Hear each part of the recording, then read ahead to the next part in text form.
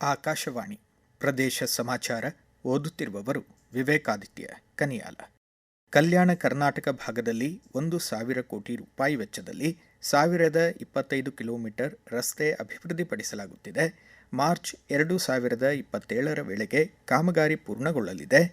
ಪ್ರಗತಿ ಪಥ ಯೋಜನೆಯಡಿ ಪ್ರತಿ ವಿಧಾನಸಭಾ ಕ್ಷೇತ್ರದಲ್ಲಿ 30 ಕಿಲೋಮೀಟರ್ಗಳಂತೆ ರಸ್ತೆಗಳನ್ನು ಅಭಿವೃದ್ಧಿಪಡಿಸಲಾಗುತ್ತಿದೆ ಎಂದು ರಾಜ್ಯ ಗ್ರಾಮೀಣಾಭಿವೃದ್ಧಿ ಮತ್ತು ಪಂಚಾಯಿತಿ ರಾಜ್ ಖಾತೆ ಸಚಿವ ಈಶ್ವರ ಬಿ ಖಂಡ್ರೆ ತಿಳಿಸಿದರು.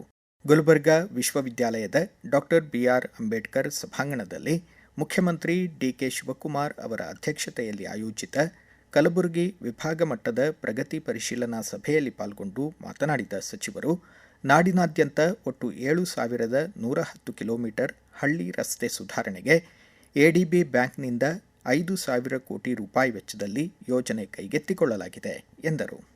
ವಿಜಯಪುರ ನಗರಕ್ಕೆ ಸಂಪರ್ಕ ಕಲ್ಪಿಸುವ 957 ಕೋಟಿ 9 ಲಕ್ಷ ರೂಪಾಯಿ ವೆಚ್ಚದಲ್ಲಿ ನಿರ್ಮಾಣಗೊಳ್ಳುತ್ತಿರುವ ರಾಷ್ಟ್ರೀಯ ಹೆದ್ದಾರಿ 2027 ಮಾರ್ಚ್ ತಿಂಗಳಲ್ಲಿ ಪೂರ್ಣಗೊಂಡು ಸಂಚಾರಕ್ಕೆ ಮುಕ್ತವಾಗಲಿದೆ ಎಂದು ಲೋಕಸಭಾ ಸಂಸದ ರಮೇಶ್ ಜಿಗಜಿಣಗಿ ತಿಳಿಸಿದ್ದಾರೆ.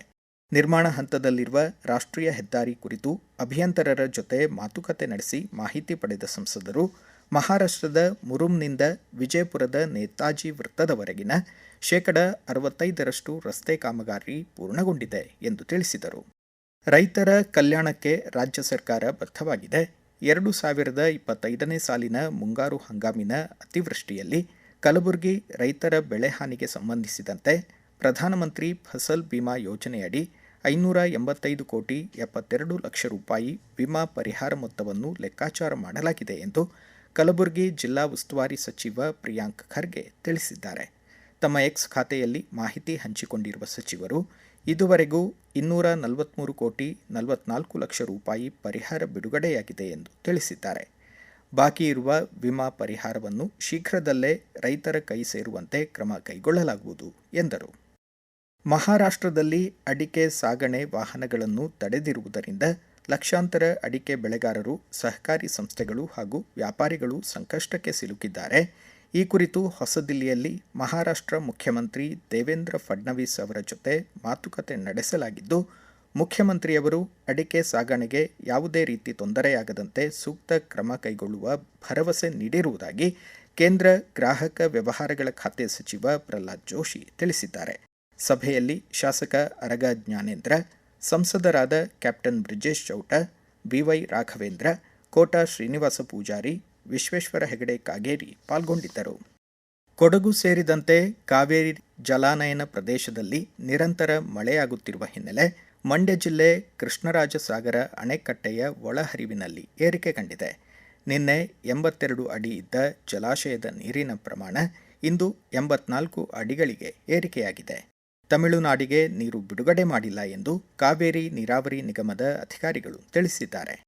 ಉತ್ತರ ಕರ್ನಾಟಕ ಹಾಗೂ ಮಲೆನಾಡು ಪ್ರದೇಶ ನೆರೆ ಬಾಧಿತವಾಗಿದ್ದು, ಶೀಘ್ರ ಸಂಬಂಧಪಟ್ಟ ಉಸ್ತುವಾರಿ ಸಚಿವರು ಪ್ರವಾಹ ಪೀಡಿತ ಪ್ರದೇಶಗಳಿಗೆ ಭೇಟಿ ನೀಡಿ ಜನರ ಸಮಸ್ಯೆಗಳನ್ನು ಆಲಿಸಬೇಕು, ನಾಶ ನಷ್ಟದ ಸಮೀಕ್ಷೆ ನಡೆಸಿ ಸೂಕ್ತ ಪರಿಹಾರ ಘೋಷಿಸಬೇಕು ಎಂದು ವಿಧಾನಸಭೆ ವಿರೋಧ ಪಕ್ಷದ ನಾಯಕ ಆರ್ ಅಶೋಕ್ ಆಗ್ರಹಿಸಿದ್ದಾರೆ. ಬಳ್ಳಾರಿ ಜಿಲ್ಲಾ ಆಸ್ಪತ್ರೆಯ ತಾಯಿ ಮತ್ತು ಮಕ್ಕಳ ಆರೋಗ್ಯ ವಿಭಾಗಕ್ಕೆ ಜಿಲ್ಲಾ ಆರೋಗ್ಯ ಮತ್ತು ಕುಟುಂಬ ಕಲ್ಯಾಣಾಧಿಕಾರಿ ಡಾಕ್ಟರ್ ಯಲ್ಲ ರಮೇಶ್ ಬಾಬು ಭೇಟಿ ನೀಡಿ ಪರಿಶೀಲನೆ ನಡೆಸಿದರು. ಗರ್ಭಿಣಿಯರು, ಬಾಣಂತಿಯರು ಮತ್ತು ನವಜಾತ ಶಿಶುಗಳ ಆರೈಕೆ ಹಾಗೂ ಆರೋಗ್ಯದ ಕುರಿತು ವೈದ್ಯರಿಂದ ಮಾಹಿತಿ ಪಡೆದ ಅವರು, ತಾಯಂದಿರ ದೈಹಿಕ ಹಾಗೂ ಮಾನಸಿಕ ಆರೋಗ್ಯದ ಕಡೆ ಹೆಚ್ಚಿನ ಕಾಳಜಿ ವಹಿಸುವಂತೆ ಸೂಚಿಸಿದರು. ದಾವಣಗೆರೆ ಜಿಲ್ಲಾ ನ್ಯಾಯಾಲಯದ ಸಂಕೀರ್ಣದ ನೂತನ ಕಟ್ಟಡ ಕುಂದುವಾಡ ಬಳಿ ನಿರ್ಮಾಣಗೊಳ್ಳುತ್ತಿದ್ದು, ಕಾಮಗಾರಿಯನ್ನು ಉಚ್ಚ ನ್ಯಾಯಾಲಯದ ಮುಖ್ಯ ನ್ಯಾಯಮೂರ್ತಿ ವಿಭು ಬಕ್ರು ಪರಿಶೀಲಿಸಿದರು. ಹಾಸನದ ಪ್ರಸಿದ್ಧ ಧಾರ್ಮಿಕ ಕ್ಷೇತ್ರ ಶ್ರೀ ಹಾಸನಾಂಬ ದೇವಿ ಜಾತ್ರಾ ಮಹೋತ್ಸವ ಅಕ್ಟೋಬರ್ ತಿಂಗಳಲ್ಲಿ ನಡೆಯಲಿದೆ. ಭಕ್ತಾದಿಗಳಿಗೆ ಸುರಕ್ಷಿತ ಹಾಗೂ ಸುಗಮ ದರ್ಶನದ ವ್ಯವಸ್ಥೆ ಕಲ್ಪಿಸುವ ನಿಟ್ಟಿನಲ್ಲಿ ಅಗತ್ಯ ಸಿದ್ಧತೆ ಕೈಗೊಳ್ಳಲಾಗುವುದು ಎಂದು ಜಿಲ್ಲಾಧಿಕಾರಿ ಲತಾ ಕುಮಾರಿ ತಿಳಿಸಿದ್ದಾರೆ. ದೇವಿ ದರ್ಶನಕ್ಕೆ ಆಗಮಿಸುವ ಭಕ್ತರ ನಿಖರ ಸಂಖ್ಯೆ ದಾಖಲಿಸಲು ಆಧುನಿಕ ತಂತ್ರಜ್ಞಾನ ಬಳಸಲಾಗುವುದು ಎಂದು ತಿಳಿಸಿದರು. ರಾಜ್ಯದಲ್ಲಿ ನಡೆಯುತ್ತಿರುವ ಮತದಾರರ ಪಟ್ಟಿಯ ವಿಶೇಷ ಸಮಗ್ರ ಪರಿಷ್ಕರಣೆ ಎಸ್ಐಆರ್ ಪ್ರಕ್ರಿಯೆ ಸಂಪೂರ್ಣ ಪಾರದರ್ಶಕವಾಗಿದೆ. ಯಾವುದೇ ಅರ್ಹ ಮತದಾರರಿಗೆ ಮತದಾರರ ಹಕ್ಕಿಗೆ ಧಕ್ಕೆಯಾಗುವುದಿಲ್ಲ ಎಂದು ಸಂಸದ ಗೋವಿಂದ ಎಂ ಕಾರಜೋಳ ತಿಳಿಸಿದ್ದಾರೆ. ಇಲ್ಲಿಗೆ ಪ್ರದೇಶ ಸಮಾಚಾರ ಮುಕ್ತಾಯವಾಯಿತು.